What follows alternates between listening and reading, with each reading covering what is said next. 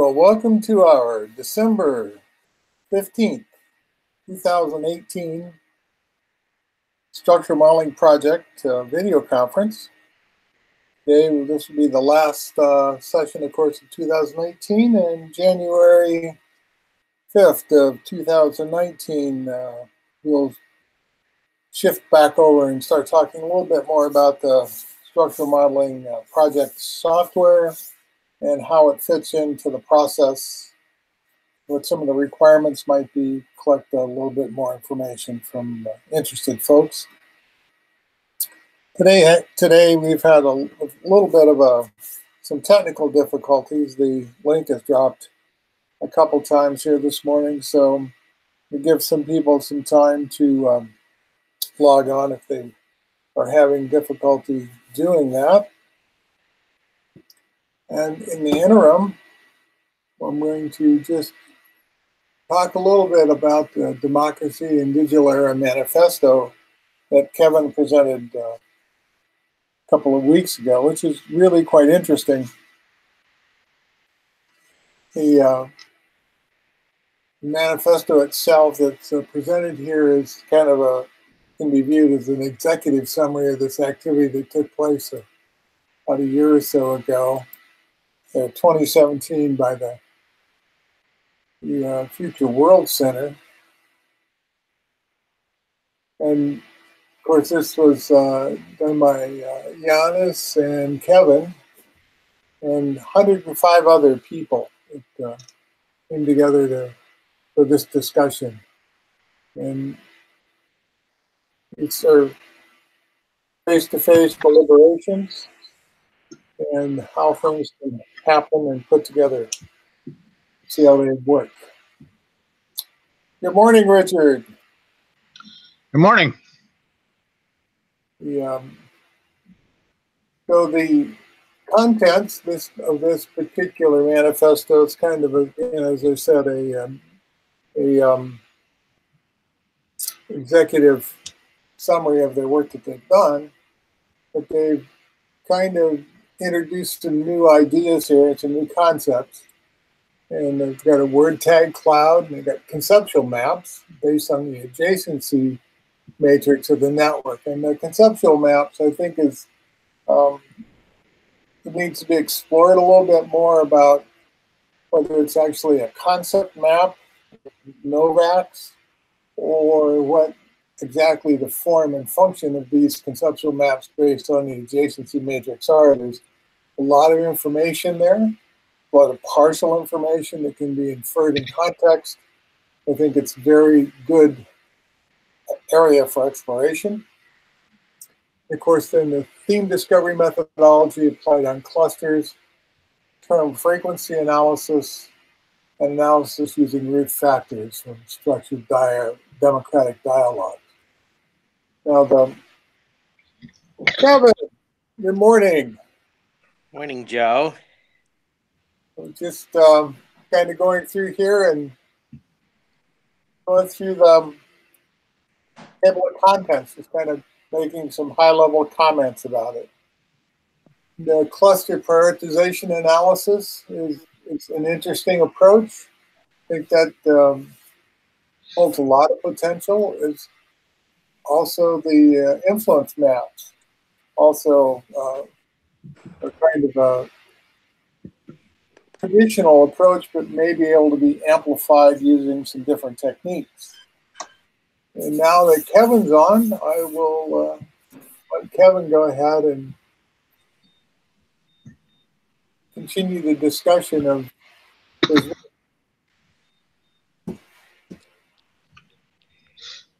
Okay. So just a note, I'm on my phone. I haven't been able to get on Google Hangouts by my computer this morning. I'm not sure why. So I can't scroll anything. So you'll be in charge of the display. Yes, I noticed. I mentioned earlier that we've had some technical difficulties this morning. So yeah, okay. My link dropped a couple times. So. Yeah. Okay. So just as a quick review, this project was sponsored by the United Nations Democracy Fund. It was an initiative to consider the barriers and actions to take with respect to democracy in the digital age. It was carried on in half a dozen locations around the world. Each location had about a dozen different countries represented. I personally was involved in facilitating the Middle East project. Kevin, we appear to be having more technical difficulties here this morning. Okay, you're dropping in and out. Am I? Okay. I can hear you now. You're back online now. Okay. Yeah, so there were half a dozen structured dialogic design sessions, also known as interactive management or Cognoscope processes that involved interpretive structural modeling. So in general, there was 2 questions on the table. What are the barriers to democracy in the digital era within your region or country? And then what actions can we take to address them? That's what drove all of the dialogues. Each dialogue was 5 days long and had about 20 people in each of them. Each person in the dialogue had so-called shadow participants, about 10 people in their home countries that were supposed to be involved in dissemination of the work, and they're in the midst of trying to organize that now. So what we'll talk about is a central question in democracy in the digital age, which is how to do better than the current systems to practice democracy. And the current systems are primarily representational democracy with people voting in elections, and then the elected representatives figure out what they're going to do. And it used to be they did that by deliberation across different viewpoints. But now what's happened in a lot of places, such as the United States, there's almost no deliberation across the different perspectives. There's consolidation of a particular perspective or stance, and that becomes the platform of a party. And then the parties just try to manipulate the election system. And this is happening been happening around the world for decades. And that was one of the subjects that often came up here. So now the interesting thing is interpretive structural modeling itself can be used as an alternative to voting on referenda, for example, to help a population figure out what they want to do. But where we are with the practice of interpretive structural modeling, which started around the 1970s, is it's never really been applied to groups larger than a few hundred people. And most of the time it's practiced with 1 to 3 dozen people. So are you still with me, Joe? Are we connected? Yeah, I can hear you. Okay. Seems like you've laid your phone down and we're looking at, okay, there you got it again. Yeah, sorry about that. That's okay. So what you see in the pictures here is kind of midway in a deliberation process as practiced under structured dialogic design process, or also called structured democratic dialogue process. This is a trademark process that emerged out of the work of Christakis and Warfield. And in the top picture here, right there, yeah, these So you see, when after a triggering question is such as what are the barriers to democracy in the digital era in your country, people answer them and they go up on the wall, and you see a display of those statements on the wall, typically 7-8 words, and usually 100 to 300 statements result. And as we mentioned, because people are speaking most of the day, they also explain their statements, and we may end up with 40 to 120,000 words to work with from the participants, because people speak at a rate of about 5,000 words per hour, and over a 40-hour session, you have tens of thousands of words to deal with. Then, if you scroll down a little bit there, Joe, you'll see a picture of someone is explaining their idea to the rest of the group, and then the group is allowed to ask them questions. They're not allowed in this particular process. The style of dialogue is controlled. That's why they call it structured. For example, people are not allowed to say, I agree with your idea, or I disagree with your idea. That's not permitted. So it's not an open dialogue. There's a lot of dialogue practices out there that encourage openness. And in this practice, they don't encourage openness, which may sound funny if you want to be democratic, but this is just background to the main discussion about scaling up with interpretive structural modeling. But one of the techniques that lead to the ability to scale up dialogue is to cut off or prevent unproductive dialogue.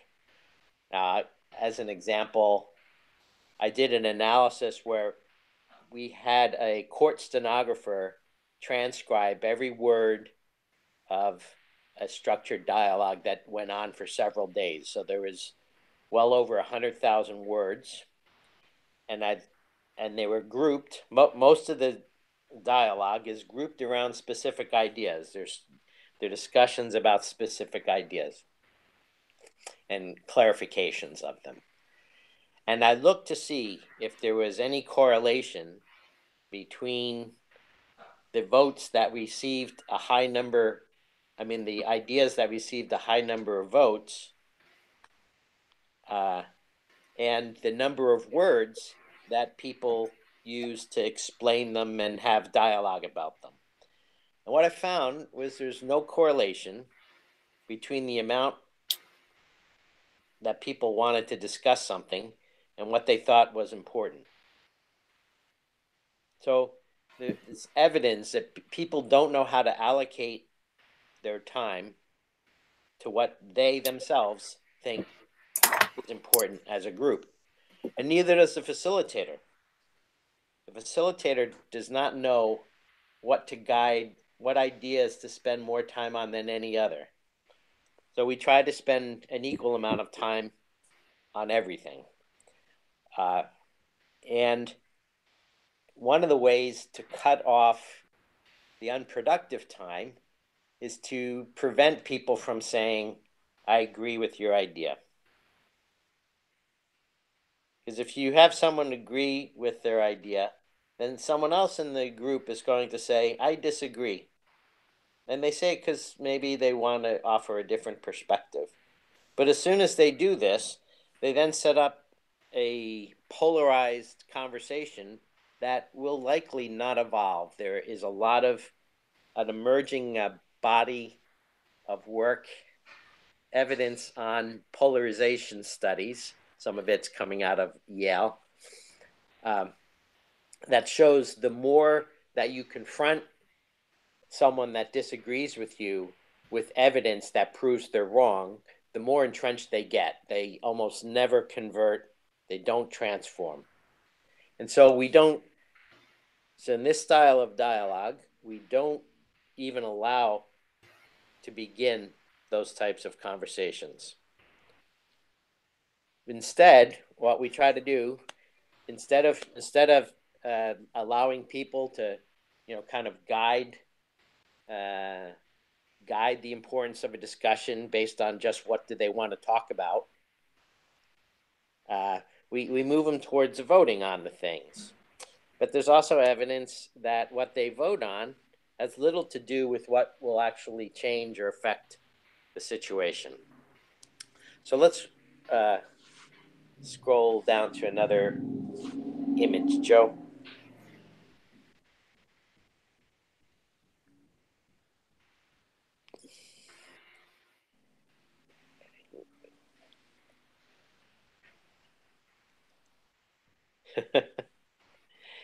And the report generation over in Cyprus, I like to include some art, but it wasn't part of the process. I can't quite see what these are, but they look like oh yeah, let's look at this. So this is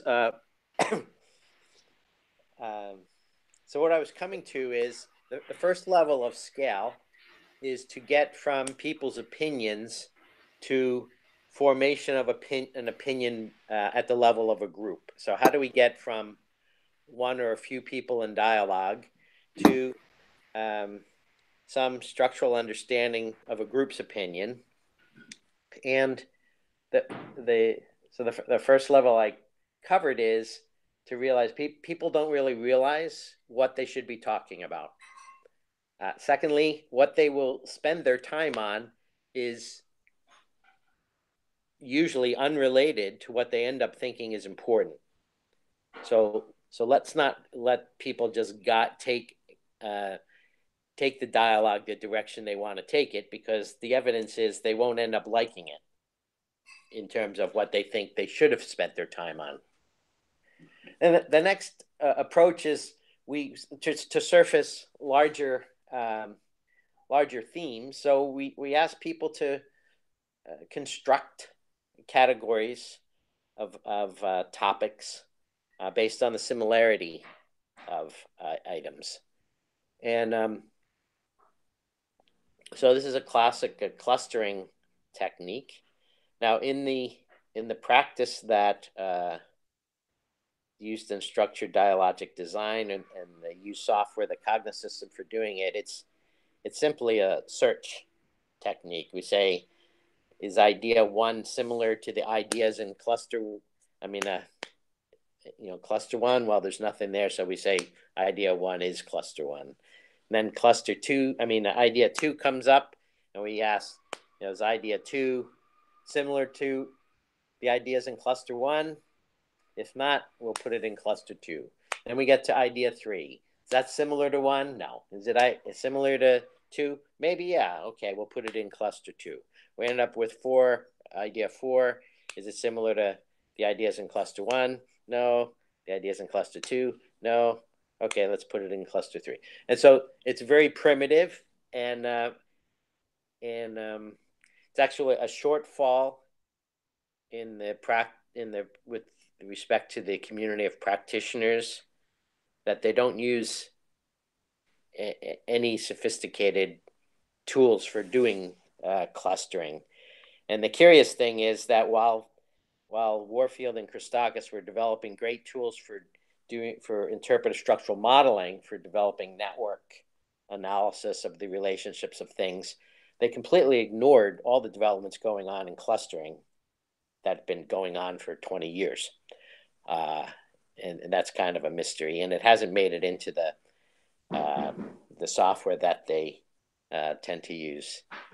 Here we try to do take advantage of some of the newer software for doing clustering, and some of it even does it automatically.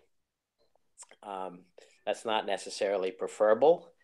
but we've used it in conjunction with the participants themselves clustering things.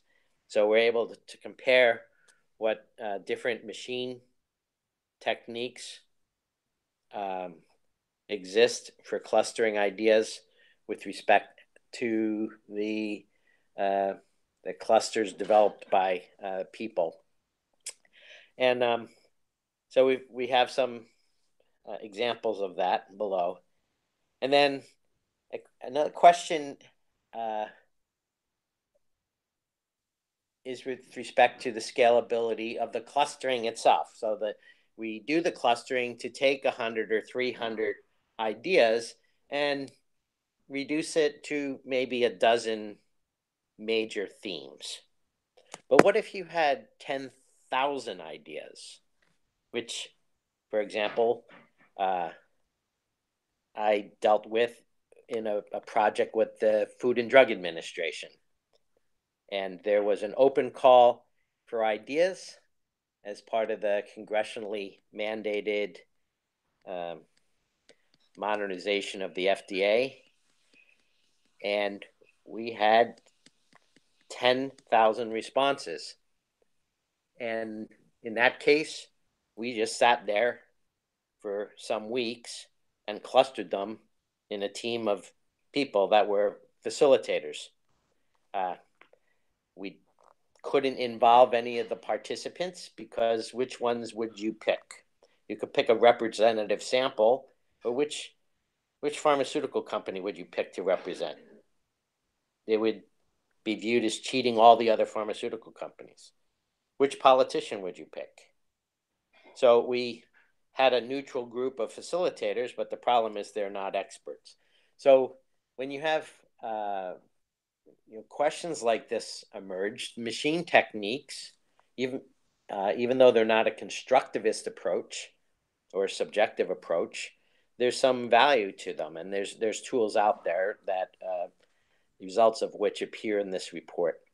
And then the other techniques that are listed on this current diagram had to do with how do you scale up structures. So the first concern with scalability in developing structural understanding of a set of ideas is you have a exponential growth in the number of potential connection between ideas. So if you have 10 ideas, then there's 10 squared minus 10 potential directed arrows between those ideas. So 10 ideas have 90 potential connections going back and forth, right? So if you have 20, then you have 20 squared, 400 minus the self interactions, if you're not worrying about reflexive relationships. So you have 380 potential relationships to worry about. Now, the problem is that most systems, most networks of relationships, of ideas, typically only have 10 to 15% of those potential relationships in existence. So if you have 10 ideas, there's probably only 15 arrows going on between them, something like that, 15 to 40 or so. I looked at about 20 years ago, I looked at 100 different cases of interpretive structural modeling. And I also looked at other models. I looked at IDEF models. I looked at structured analysis and design technique models from Jordan DeMarco, and also object-oriented models. And there's usually a relationship of 4n arrows between the ideas or the nodes. So it doesn't, the actual number of arrows in a model, like a UML, Unified Modeling Language model, or an interpretive structural model, or even a flowchart, they don't grow at the order of n squared. That's only the potential number of relationships. They typically grow, according to my simple case studies, they grow at the order of about 4n. So if you have 10 ideas, you end up with about 40 connections between the ideas. If you have 20 ideas, you end up with about 80 connections until you get upwards, and go past 50 ideas, and then it starts to go more, it can go differently. I was looking at, things that are fairly small models.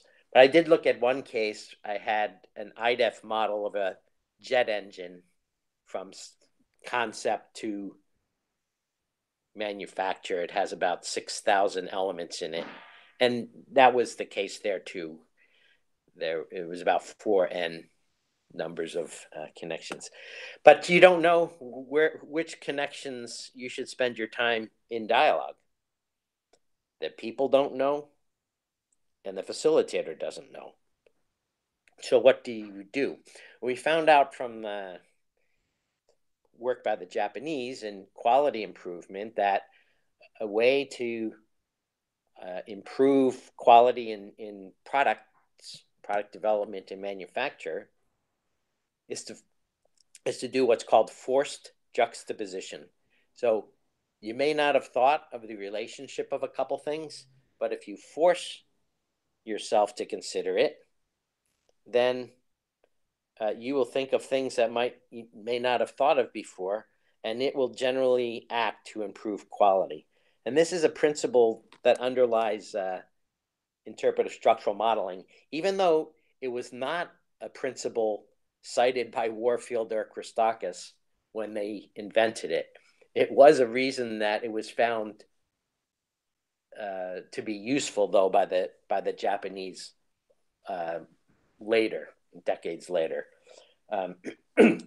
So it's helpful to ask about the potential interactions between ideas or functions or objects. But if you ask about all of them, you run out of time after, something the size of 10 ideas. People just don't have the energy to answer more than 100 questions about relationships. It's very tiring to think about it.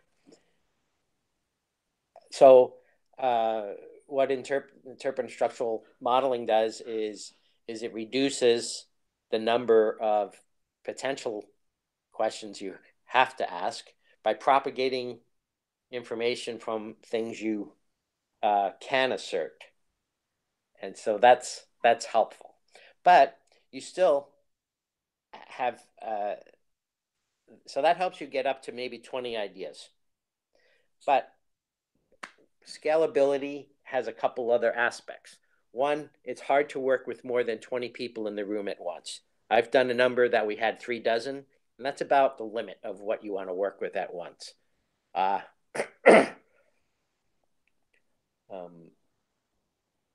So what if you have multiple groups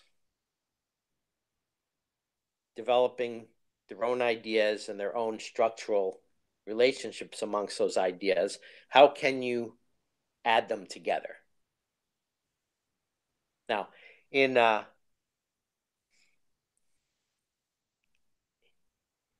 if you're doing interpretive structural modeling for systems development, then you would typically try to get someone representative of each discipline or each subsystem in the room. And if it's a large system, you might have several dozen representatives of different disciplines, different engineering disciplines, or different subsystems that they're experts in. and that's how they address that scalability problem. But suppose, as in the case here, we're using interpretive structural modeling for the practice of democracy.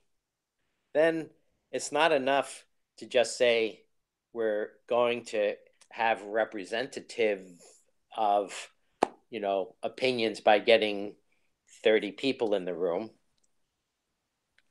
If you're doing redevelopment of a dying wine village in Cyprus, a lot of people want to participate because it's their houses are up for getting money to survive, and their farms are dying because it just hasn't been managed well, or they haven't had money to invest in it, or the road that got put in cut them off from the water supply, or whatever. Everybody has a unique story. And so you have the case where or the question of how do you combine interpretive structural modeling done by different groups into one model. And then the other question about scalability with interpretive structural modeling is, what if there's simply thousands of ideas? People, even a small group, is not going to sit and do interpretive structural modeling for 1,000 elements. It just takes too long. Just to do 55, I've done ISM on some projects that I went into the 50s. That was a long time ago. And it takes days. It takes some days. And, if you have a group that's being paid to do that, they can get it done. I mean, they were doing things like that at Ford. But for democracy, people are not going to do that. They'll give you maybe even a few days to do a structured dialogue, but of that, only a few hours is going to be able to be allocated to interpretive structural modeling. So this report is combining a bunch of different techniques that address this underlying question of scalability. So the subject matter of the report is what about democracy in the digital era, the barriers and inactions. But the approach, the methods, the techniques, they're addressing the question directly already by how we're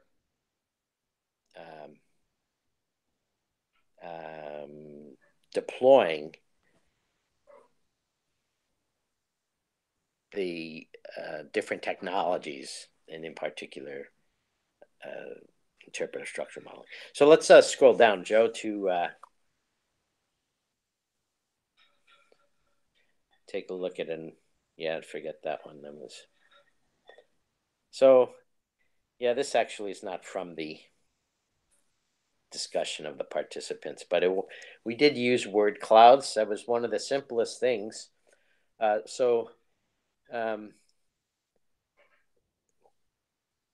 Word clouds are, we talked a little bit about it last time. They're not that helpful, but they are something that are easy to do and can give you an impression. And everyone's seen word cloud, so you don't have to explain what a word cloud is to people, because they at least think they know what it is. Usually they're assigning the size of a word to how frequent it is. But you can, in different techniques, you can assign it to phrases. You can put words closer together that appear together more often in the text. So there's many different settings in the more sophisticated tools for word clouds that you can set, and from that you may be able to get some impressions of what's going on. But one of the interesting things when you're doing dialogue at scale is you can compare word clouds between groups. Now, if there was similar concern of democracy in the digital era between all the groups, then you'd expect the word clouds to look pretty similar, and they don't. And so you can, by looking at a comparison of word clouds, you can get some insight. And what I'm talking about, an analyst may be looking at them for a matter of hours a couple hours at the end of a whole project, and what you present to people as a result of the project or in a report is something you expect the reader to look at for 30 seconds or less. So I'm not trying to milk too much out of something like word clouds, but so let's keep going. Yeah, this is very interesting, Kevin. I think I'd like to give people an opportunity to comment or ask questions on what you presented so far. Sure. At this time. So are there any questions or comments so far from anyone? Well, I would just like to point out a couple of things. And one, this goes back to some of the papers that Mary and I have written and published. And it's the idea of a cluster. And so, and actually, Warfield wrote a paper first called Dimensionality, and then Warfield and Christakis later on published a paper together on dimensionality, where they talked about the two different types of clusters, structurally fundamentally different. And one is where you actually is object-focused clusters. In this case, objects are words, and you're clustering those. But what they did when they focused on dimensionality was they actually did a description of the cluster space. And then they said anything that you find in this dimensional space will be part of the cluster. And so that helps like in the categorization, like you were talking about. You said, oh, this idea, it fits in this pile or it fits in that pile. Well, there's some characteristics, there's some dimensions there that you have in your mind that you're using. You're not just saying this object goes in this pile. You're clustering by these other concepts. And so that's really a good, and the thing that I find is most everyone, when they talk about clustering, they're focused on object clustering. They don't focus on dimensional clustering at all. And that is where we lose the ability to deal with very large scale, because dimensionality is an abstraction up. And so that abstraction up piece really is important. And the dimensionality then, of course, when they went into quads and they talked about that. And a quad then is kind of like an object of dimensions. And then they wove those quads into tapestries. And then those tapestries basically were generally composable. And so that really helps with scale. So I do believe that fundamentally the concepts within the structural modeling literature has the ability to address the things that you're talking about, Kevin, because I don't think anybody has implemented it. And that's something that we're interested in doing as we go forward. And we, as I said, in the last year or so, we've published a number of papers, or technical reports on that specific idea. So that's my comment. Yeah. Did someone else have something they? Yeah, this is Richard. How did you deal with, I mean, you're doing this internationally, so the use of terms is not going to be consistent in that group of people. How did you account for the differences in the meaning of words across that kind of a population?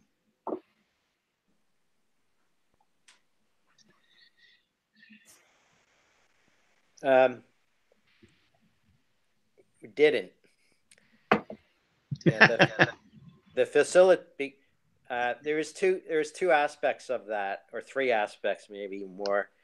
One, everyone that applied for this program, these are people that were all in their 20s. It was part of a youth, and they all had to have demonstrated very good English skills. So they all spoke the same language, except in Latin America. Even though they all could speak English, they insisted in doing the dialogue in Spanish, but at the last minute. Everyone that participated in the program had to demonstrate. Yeah, all the participants had to speak English. They had to demonstrate English proficiency. Everybody that participated had to be very proficient in English. Right.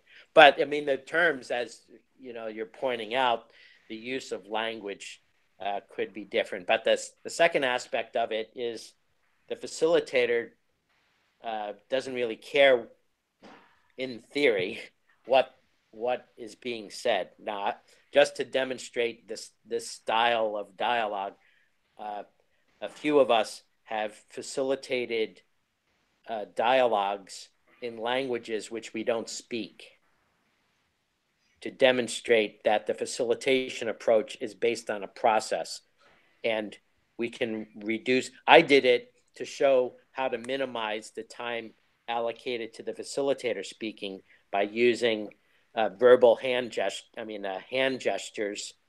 to guide the dialogue. And the only words I facilitated a dialogue in Spanish, and the only words I used was sí and no.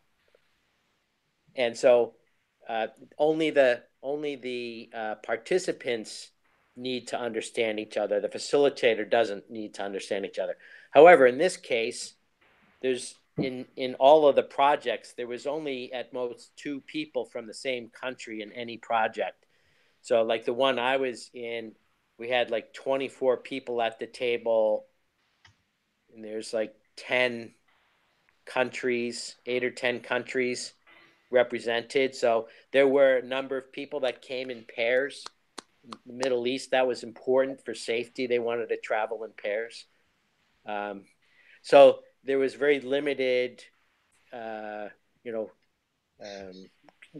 synchrony of the terms from, at the country level. So I think there's a issue that if there was a big misunderstandings in the use of terms between the countries within a group, that that could have required more dialogue, and then of course across the groups between the Middle East and Africa, or Africa and Latin America, whether they mean something different by words could be an issue. There was not something that was there was not like a summing up of words or of the dialogue across all the world. There wasn't an attempt at global dialogue. I don't. There was an intention to do that, but it was not part of the program. Does that answer your question? And it falls short of what you're suggesting. Yeah, that helps. Yeah. Now I work with ISO around the world, so I'm quite attuned to the fact that while we all speak English, we don't all speak the same English. Right. We're 2 countries separated by a common language. Right. Right.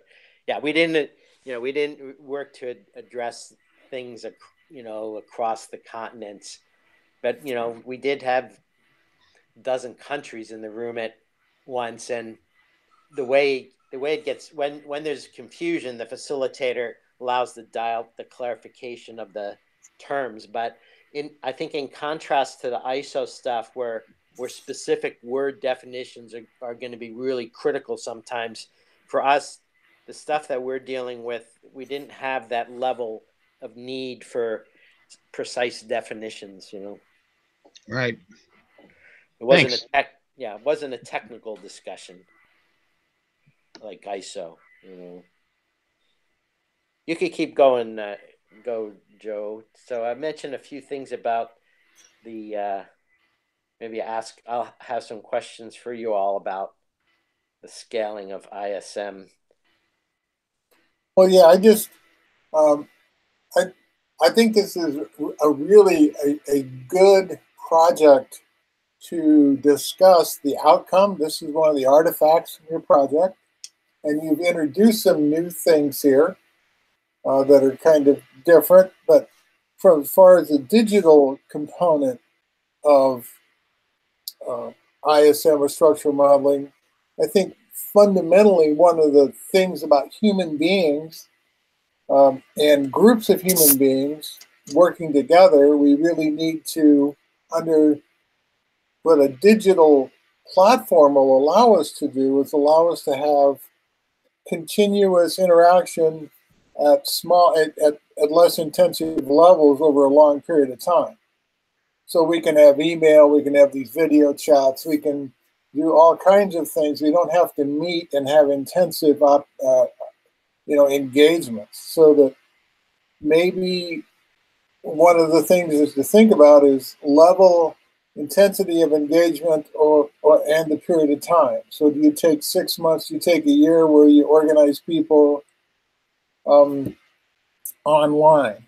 And for example, like the Ontology Project, they have an annual meeting every year, but they spend all year getting ready for it online and in meetings and so forth.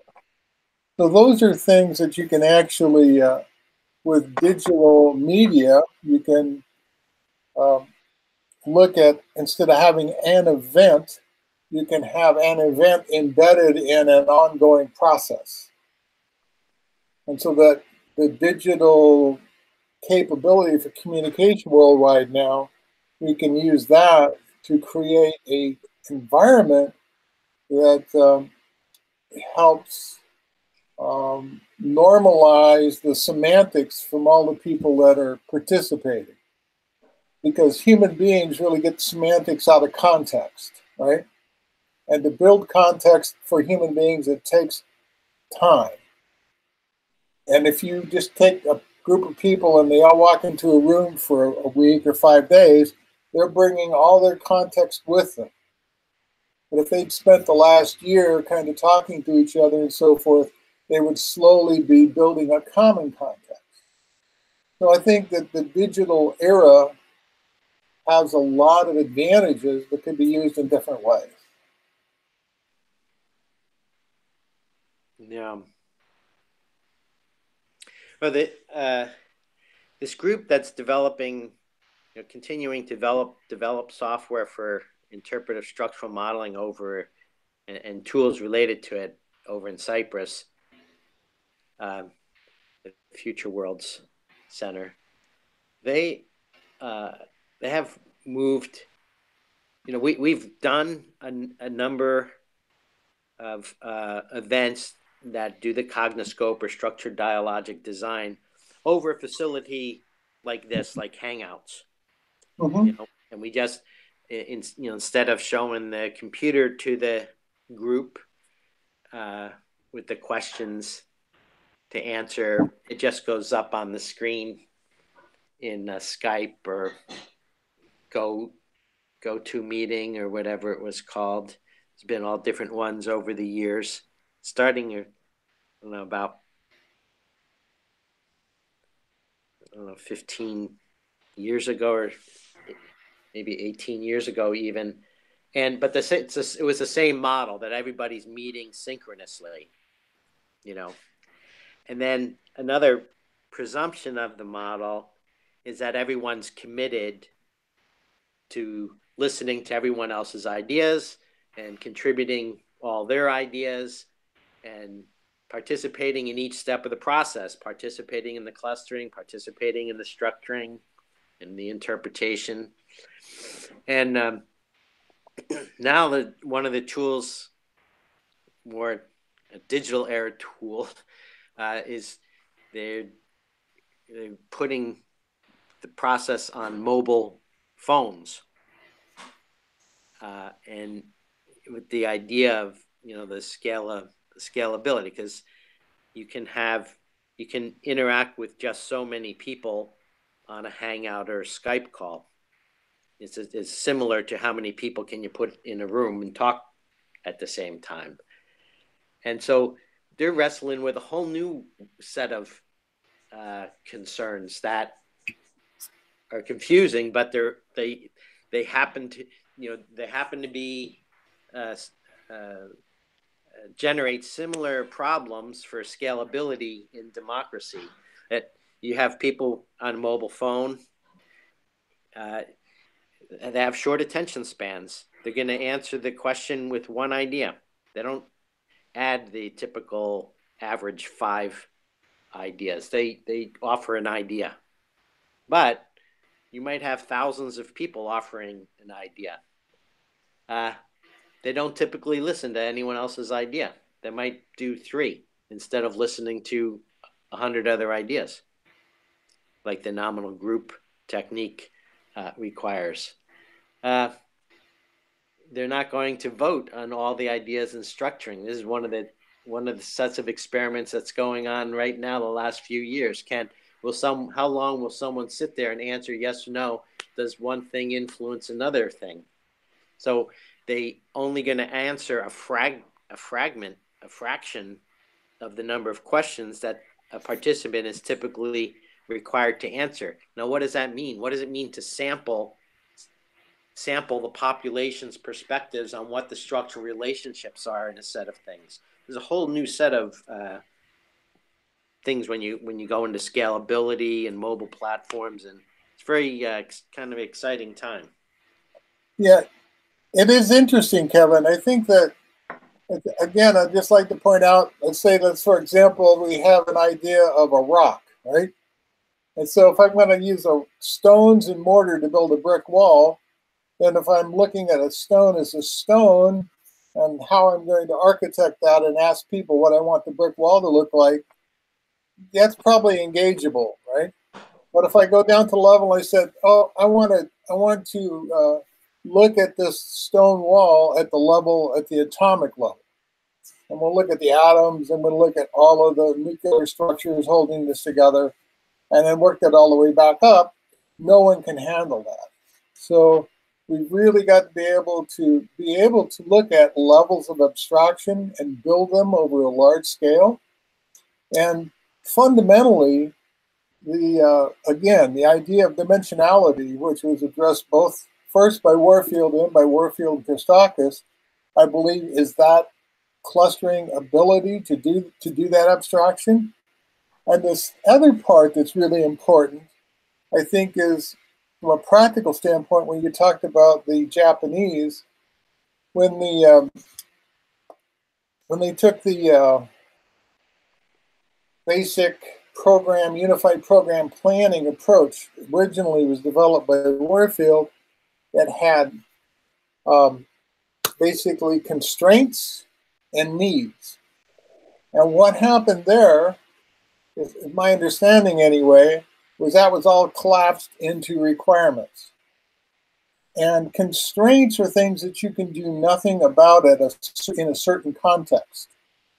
And so if you are focused on that, and what we found over a long period of time working with very large-scale systems is everyone becomes completely overloaded when you do not separate the needs from the constraints, because they're managing all these constraints, which sometimes are conflicting, but they don't have the authority or the ability to change it. You're not going to change the constraint of gravity.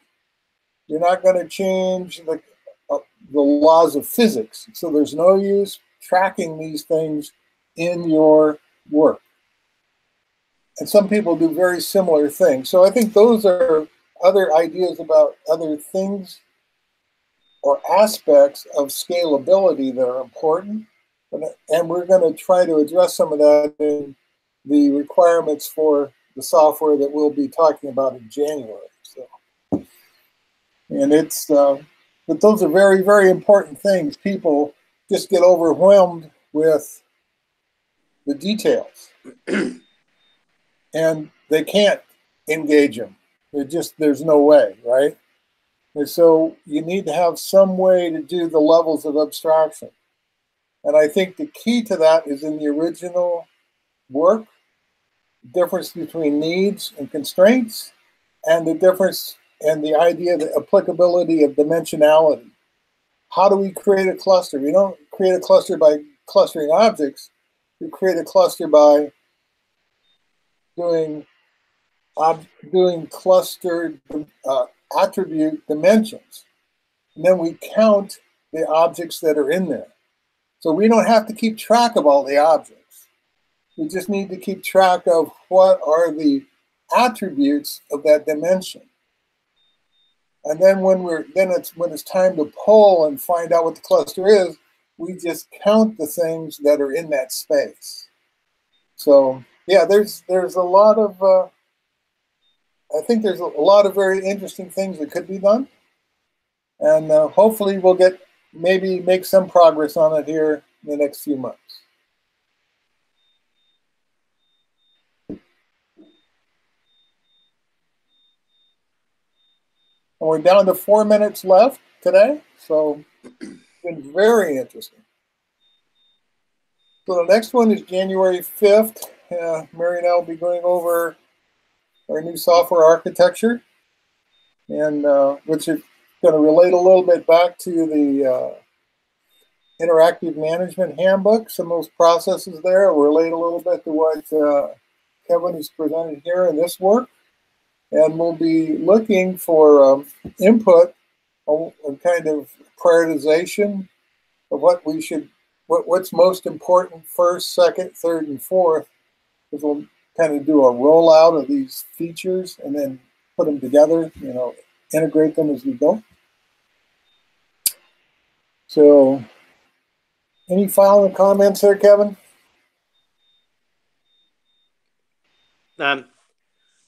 No, really. I think that there's a number of interesting questions about the scalability of interpretive structural modeling, and something we might plan specific session on in 2019. Okay. There's one aspect of that is that there's a new platform under development. They've been programming it for 2 or 3 years now, when they could get resources for it, called Idea Prism, which is a mobile platform. And I think that is featuring that platform might be useful. I don't think we've had a talk on about Idea Prism and mobile-based text dialogue and mobile-based ISM. Yeah, we haven't had that. We were going to look at Giannis offered to look at one type of software, but it didn't seem to materialize. So yeah, that would be great. I think it would be good to have that view. Yeah, he has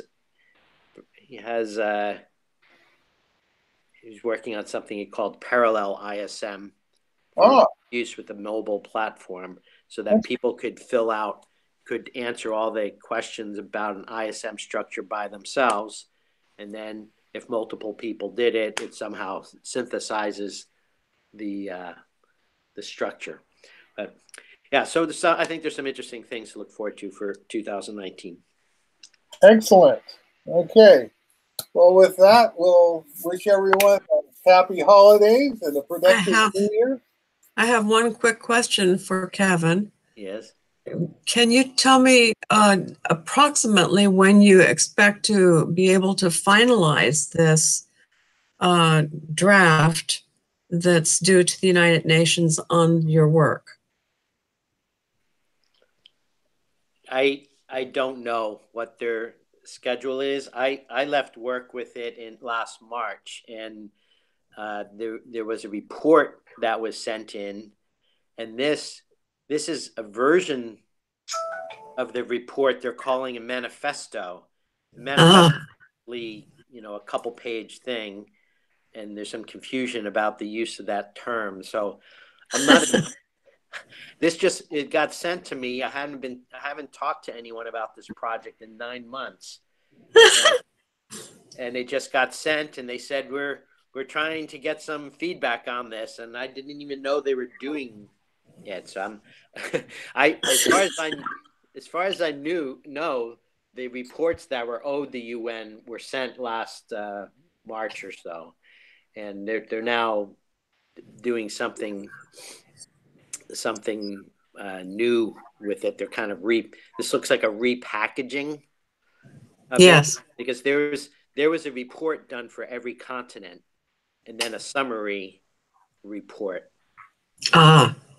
And this looks like some version of the summary report with a lot more fancy pictures and things. Yeah. Well, it's quite interesting. Thank you. Sure. Okay, well, with that, we'll sign off and see everybody in January. Okay. I can tell you this picture you're looking at right here. This cover was done by a graphic designer, and each continent has their own color scheme and geometric shape for the sphere. And it was done by a kid in his 20s who was taught computer programming by Giannis when the kid was 8. Whoa. He came back 20 years later and became is doing all kinds of interesting computer related things, but is now working for Giannis after Giannis taught him how to program when he was. That's fun. That's wonderful. Well, happy New Year. Okay, bye-bye.